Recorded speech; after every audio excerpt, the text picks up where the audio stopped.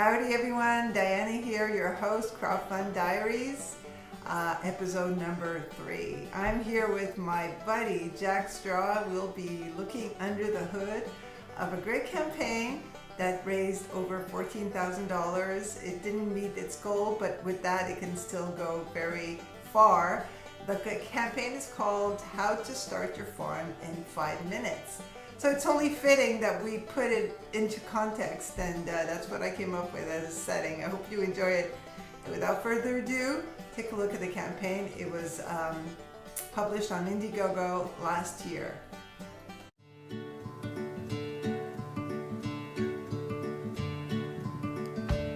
I grew up thinking of farms as places with red barns, cows, and gray-haired men with overalls. I never thought about where the vegetables fit in, or what would happen when the gray-haired men turned grayer, as I and everyone around me continued to grow up and depend on farms for food. I also grew up thinking that I might become an artist, a model, a violinist, a comedian, or even a fairy princess. Anything but a farmer. Until now. There have been incredible advances in technology over the past century, some of which our growing population could not live without. But some of these are asking our bodies and the environment to compromise more than they can. Through farming, I have learned that we all have choices when it comes to our food, our bodies, and our environment. Things do not have to be the way that they are. Research has proven that people are their happiest when they are part of a strong community and when they help other people. I have seen this happen time and again in multiple farming contexts and with every age group. Rising with the sun, working with whatever weather has been dealt, eating food that has been grown with such care, such passion and hard work, and doing this with other people creates a sense of purpose, a sense of connection, a sense of happiness. In so many ways, this seems small. A little farm in a little town, somewhere in Canada. But it's not small, it's big. Have you ever heard of the butterfly effect? Basically, it's about how small things can impart big change in unimaginable and unpredictable ways. These large-scale implications of a small farm are not always so apparent at first. It starts with the small lessons. Tomatoes aren't always red. Some are green, purple, yellow, and orange too. Cauliflower can be purple. And corn leaves make beautiful music when the wind blows through them. Winter squash grows in the summer. From here, we not only learn to look far enough into the future to anticipate the harvest of a ripe fruit, but to the harvest of healthier communities and localized food systems as well. So, why this video? I am asking for your support. This may not be the most conventional way to fundraise, but as an organic farmer, I can be a bit unconventional.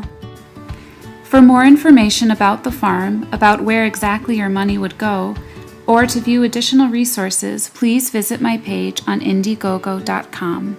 If you believe in the butterfly effect, in being a part of strengthening small businesses, empowering youth, and supporting community, then consider making a donation, no matter how small. Trust that a single donation, like the flap of a butterfly's wing, can create meaningful change.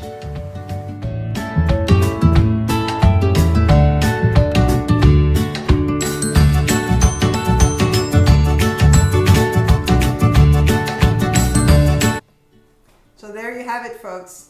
The project owner, Rebecca Bloomfield, that's actually her real last name. She has been, in her life, very involved in other agricultural projects here in Europe, across the globe, and she has a lot to bring to the table. She's very poetic, clever, witty. I like some of her statements when she says research shows that people are their happiest when they are part of a strong community and when they help people.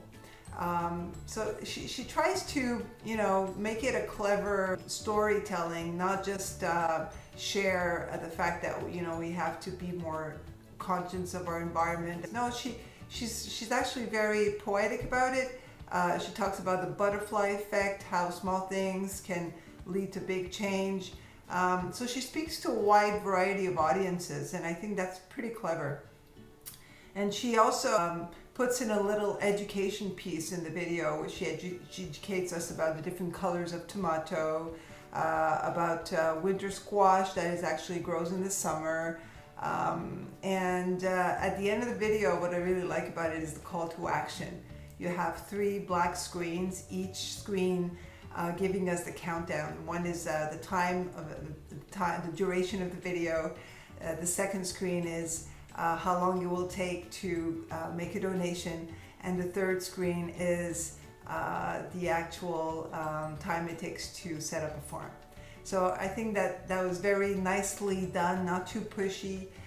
It just happens that she raised $14,000, which is pretty good, because I looked around on Indiegogo. There are about 30 campaigns concerning farm in the food category, and about 4 successfully raised, whether it was flexible or fixed. So that's pretty low. So she was among the 4, and so hats off to her. I've seen also the great publicity she's been getting from media. She was featured on USA Today, on CBC, on Ottawa Citizen, and they're really great stories that the reporters captured. It really took her voice to another level in the articles, and I really commend her on that. Concerning the video itself, sure, it's one of the longest videos I've watched. It's about 3 minutes 45. That's a bit long. I know that she's trying to capture the essence of growing organic food and how important that is, but it could have had 1 minute less. It would have still been very empowering. And also, I would have liked to see more of Rebecca, actually to see Rebecca, because I don't think she's highlighted in the video at all. Just maybe she's a little camera shy, I don't know, but that would have been nice to have her talk a good 10-20 seconds and share her voice and her passion with the listeners. Another good part of her campaign, another strength of her campaign, is she really highlights, and this one is in the text portion of the campaign. She highlights how the proceeds are going to be used. Very structured way. It's very clear. It's very expressed in layman terms. For one thing, the big expense is the deer fence. And for those who had farms or who have small farms, deers are the worst enemy in this situation. They're beautiful animals, but they could also eat everything that you've spent months and years cultivating. So that is the big chunk of the proceeds. That's where it's going to go. And thankfully she raised $14,000 so she could invest in a deer fence. I also commend her on her social networking. Her Facebook page has over 1,300 fans, which is pretty good for a small town, because this project will impact the local community. And she managed to attract 1,300 fans on her Facebook page. She also wears another hat. I've seen her website. She's a designer, a web designer, and it shows in the quality of her pictures. You could tell from the video, or you have very vivid pictures highlighting the quality of the products, and also she puts a lot of attention to the background music. It's a very folksy tune and fits well with the context. And her Facebook page is full of beautiful visuals that she has taken on her farm. And also she's like I said earlier, she's a poet, and she uses that in the way she tells the stories of her visuals. I invite you to go and check out her Facebook page. That will give you ideas perhaps for your own projects. But the way she captures the meaning of vegetables in pictures is amazing. Now, her perks are not the conventional perks. They're all surprise perks. It's not clearly outlined, and that might have been one of the reasons why she may not have raised as much, because everything else was spot on. And also with regards to the backers, I find that was very impressive. Of the 87 backers, about 35% gave $100 or more. There were a few who gave $500 and $1,000. So that's pretty impressive, considering that is not a very sexy project, you know, as we're used to seeing on those platforms. To recap, the storytelling is in line with the type of product she's raising for. It might have been beneficial to have a little spot on the entrepreneur herself, just to get to know her. She was very structured in her perks. She might have benefited from clarifying the type of perks, because that mystery around the surprise perk may just work with some people and not with others, and maybe she would have captured more backers doing that. And finally, she does a great job with her visuals, and I think that's very important in that particular category. And that's about it in a nutshell. So I hope you enjoyed this episode, and please do not hesitate to give me your comments. I'm always open to suggestions and to also covering other campaigns that you feel strongly about. So I'll wait for your comments. Again, Diana and Jack Straw here, we're wishing you a great Halloween, and talk to you soon.